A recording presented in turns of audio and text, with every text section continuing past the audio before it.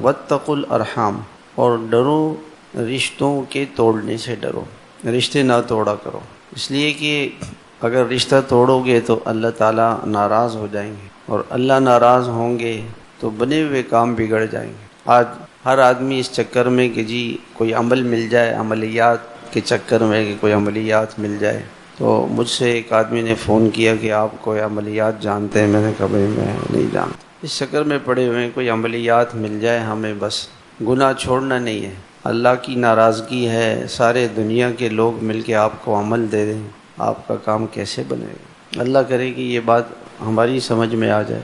اللہ کو راضی کرنا ہے، اللہ کو ناراض نہیں کرنا۔ جن کاموں سے اللہ پاک ناراض ہوتے ہیں وہ کام کر رہے ہیں، اور پھر چاہتے ہیں کہ جی ہماری زندگی میں سکون آ جائے، ہماری زندگی اچھی ہو جائے، یہ نہیں ہو سکتا۔ آسمان اور زمین کا خالق مالک ناراض ہے۔ جس آدمی سے حکومت ناراض ہو جائے اس کو جیل میں ڈال دیتی ہے، اور اس کی کتنی پریشانیاں اس کو جھیلنی پڑتی ہیں۔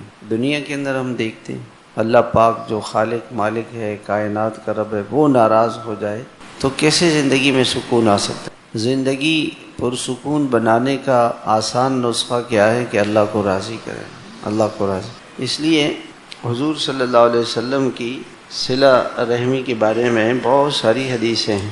ایک شخص نے کہا کہ یا رسول اللہ، میرے رشتہ دار ہیں، میں ان کے ساتھ رشتہ جوڑ کے رکھتا ہوں اور وہ قطع رحمی کرتے ہیں، میں صلہ رحمی کرتا ہوں، وہ قطع رحمی کرتے ہیں، میں ان پر احسان کرتا ہوں، وہ میرے ساتھ برائی کرتے ہیں، وہ میرے ساتھ جہالت والا معاملہ کرتے ہیں، میں تحمل سے، صبر سے کام لیتا ہوں۔